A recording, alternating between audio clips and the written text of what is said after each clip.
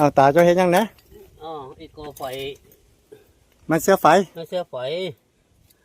ก็เคยเห็นมาเบ็ดนี่ก็เลยบ่อยากได้ยังไงใส่ฟืนเนื้อ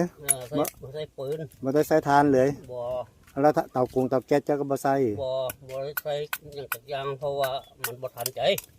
แล้วบ้านซองห้อเจ้าบ่ไปอยู่แล้วมักมาอยู่ซะนี่แล้วบ้านดีๆก็บ่ยกอยู่มันเป็นสะใดมันอึดอัดหัวใจอยู่แบบนี้มันโล่งหัวใจดีโล่งหัวใจดีติอันอยู่บ้านดีนี่มันเงี้ยเบิ่งถ้าแต่มันก็อึดอัดไปเบิดเรื่องนี้มันโล่งหัวใจดีกว่านั้นมันมักสินี่มันคือกันบ่เหมือนเฮาเท่ามาแล้วมันเป็นซะนี่นะนะมันก็บ่คือกันเบิดเท่านึงบ่ยักอยู่กับหมู่กับพวกกับคนในบงในบ้านยักอยู่ผู้เดียวแน่เนาะ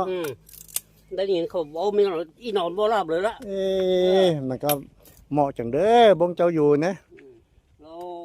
พอมาอยู่นำจักคนได้บ่บ่ได้เอกบ่ติ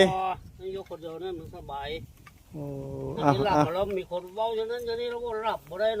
ลยแล้วเบิ่งเอาพี่น้องเอ้ยเท่าหมานะมันก็เป็นซะนี้เนี่ยเป็นทุกคนบ่รู้เนาะเท่าหมาก็ยักอยู่ผู้หนึ่งผู้เดียวเอาให้เบิ่งแค่นี้เดี๋ยวเห็นแล้วก็ยังว่านาญาณตัวเองเท่าไปกว่านี้จังแล้ว